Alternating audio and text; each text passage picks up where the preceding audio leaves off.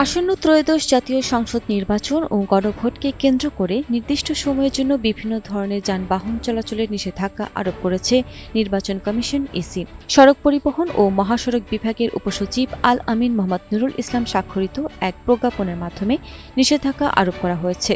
রোববার ১ ফেব্রুয়ারি এক তথ্য বিবরণীতে এই কথা জানানো হয়।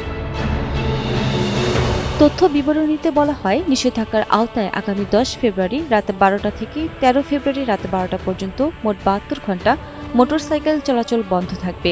এছাড়া ট্যাক্সি, ক্যাব, পিকআপ, মাইক্রোবাস ও ট্রাক চলাচলে নিষেধাজ্ঞা থাকবে ১১ ফেব্রুয়ারির মধ্যরাত থেকে ভোটের দিন ১২ ফেব্রুয়ারি রাত ১২টা পর্যন্ত।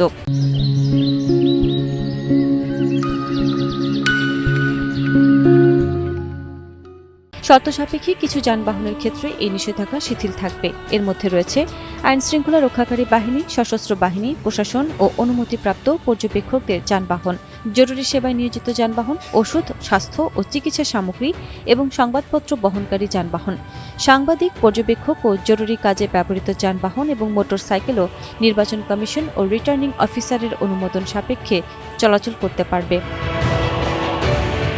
নির্বাচনী কাজে নিয়োজিত কর্মকর্তা-কর্মচারীদের ব্যবহৃত মোটরসাইকেল এবং টেলিযোগাযোগ সেবাকে জরুরি সেবা হিসেবে বিবেচনায় নিয়ে বিটিআরসি ও এর লাইসেন্সপ্রাপ্ত প্রতিষ্ঠানের যানবাহনও নিষেধাজ্ঞামুক্ত থাকবে।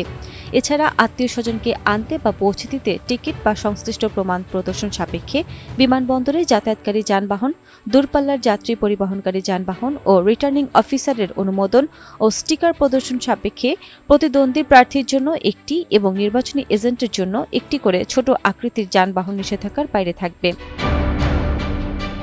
এতে আরও বলা হয়, জাতীয় মহাসড়ক, বন্দর, আন্তঃজেলা ও মহানগরের গুরুত্বপূর্ণ সড়ক এবং সংযোগ সড়কে নিষেধাজ্ঞা শিথিল বা কার্যকর করতে প্রয়োজনীয় ব্যবস্থা গ্রহণ করা যাবে। এছাড়া উল্লিখিত যানবাহন ব্যতীত অন্যান্য যানবাহনের উপরও বর্ণিত সময়সূচি অনুযায়ী নিষেধাজ্ঞা আরোপ বা শিথিলের জন্য সংশ্লিষ্ট জেলা ম্যাজিস্ট্রেট ও মেট্রোপলিটন পুলিশ কমিশনারকে ক্ষমতা প্রদান করা হয়েছে।